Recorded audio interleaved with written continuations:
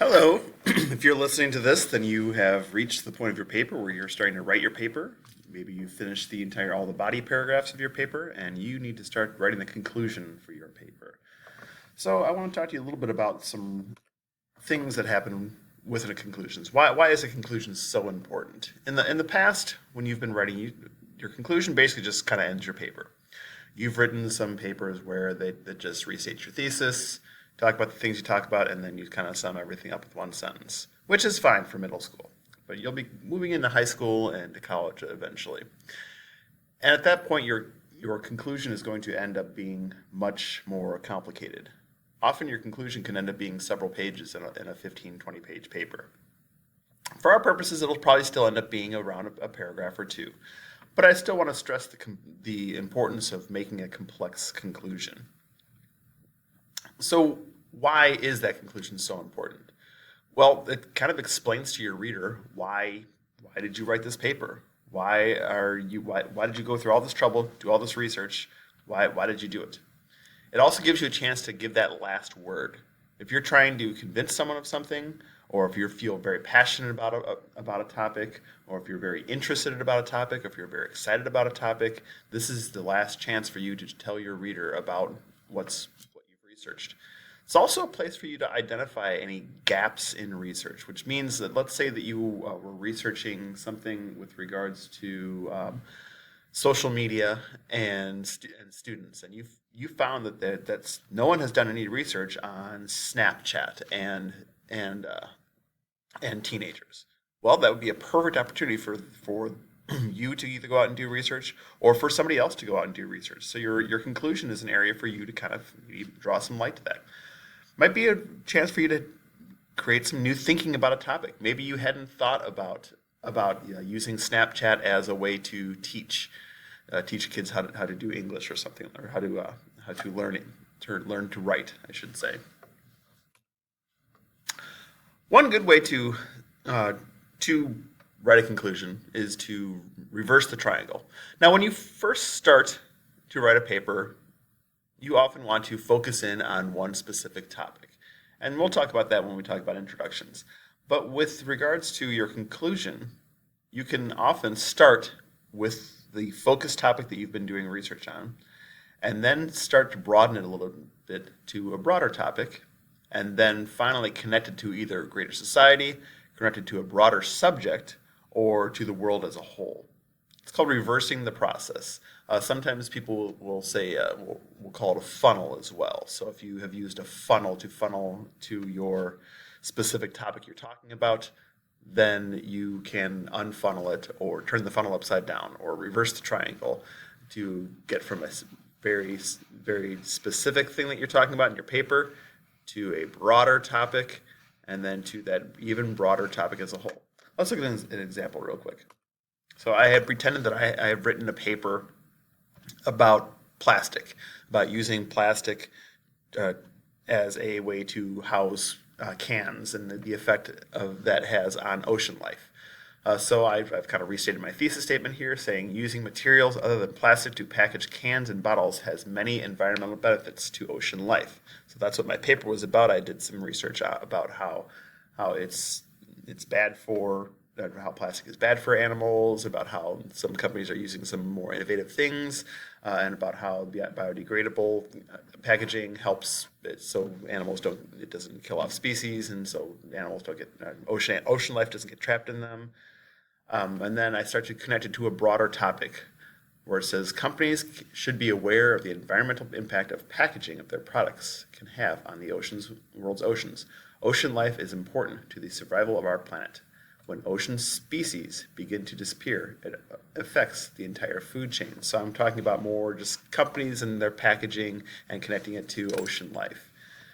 Then I speak, about an even broader topic, greater society, about corporations' responsibility towards the world. For example, I say here, corporations are huge contributors to pollution in all its forms. So pollution is kind of like a broader topic. It is their responsibility to research new ways of producing, packaging, and distributing their products. Doing so will help our planet be habitable for generations to come. And so that both not only connects everything to responsibility of corporations in the way that they make their products, but also talks about our planet as a whole. So you can see how it starts out really specific right here, gets a little bit more broad there, and then eventually ends up very broad right there. Now you can extrapolate this or make it so it's a lot longer as well. You can start with a whole paragraph that talks about stuff that's relates to your topic, and then another paragraph that's how you would kind of make it so you would have a longer, if you had a longer essay, more topics that you were talking about. But for our purposes, this would be fine to write for a final conclusion paragraph. Another way of doing this is called the so what method. So what method basically just has you take a look at your restated thesis statement. In this sense, Walter Payton was the greatest running back ever, and ask that question, so what? So why do we care about this? Why should your reader want to know that Walter Payton was the greatest running back of all times? Asking that question can often help you kind of sum up your paper. So if you see that you've written that one sentence and you say, I don't really know what else to write, ask yourself that question, so what? So what? Why should I care that Walter Payton was the greatest running back of all times? Well, then you can add things like Walter Payton's life serves as an example for NFL players today. The significance of his life and death to those that watched him play cannot be underestimated. When watching the greatest of today perform at their highest level, be mindful of how they compare to those of the past as well as those that play the sport in the future. So all this is basically answering the question. So you can think of yourself sitting with your friends, and you've just explained to your friends that Walter Payton is the greatest running back of all times. And they say to you, so what? Think of a way of kind of defending yourself, and that'll help you when you go to write your conclusion paragraph. What I would like you to do, if you are choosing to use this method, I would like you to find a partner. Find a partner that is finished with their paper as well. And sit down with them and talk with them and say, why don't you read me your first sentence of your conclusion paper? And then respond to them, so what? And have them explain, well, so what? Explain why that's important to you.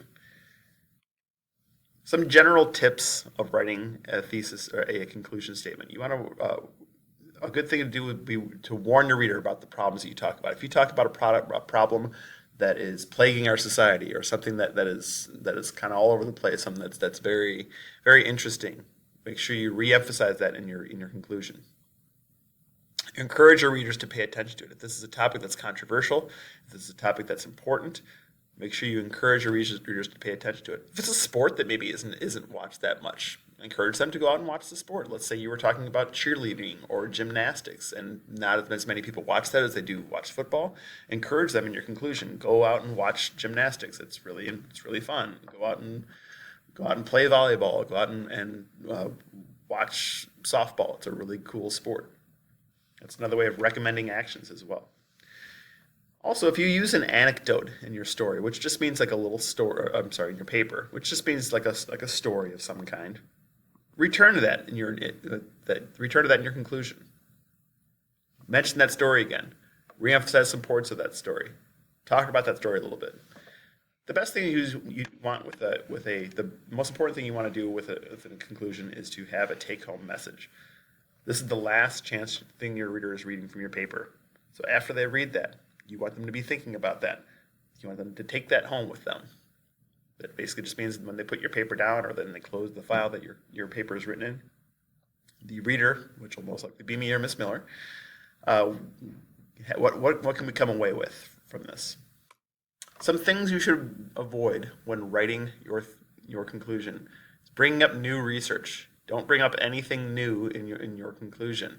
You may be connecting it to different points, but don't bring up any new research. If you have any research, it should be in the body paragraphs of your essay. Don't apologize if your work is incomplete. If you were unable to find some information, point that out and say that that's a gap in research and that people need to spend some more time researching that. Another thing, we have talked extensively about the use of transitions in this classroom. And in the past, we have accepted you using transitions such as in conclusion or in summary. However, those can become a bit boring. And as you progress through school, you do want to start avoiding some of the more overused transitions. in conclusion, in summary. Those are great for when you're first starting out and you are trying to learn how to write a conclusion, but over time they become tedious to read and they show that they show a lack of maturity in your writing. So try to avoid them if you can. Look for other ways to transition to your conclusion.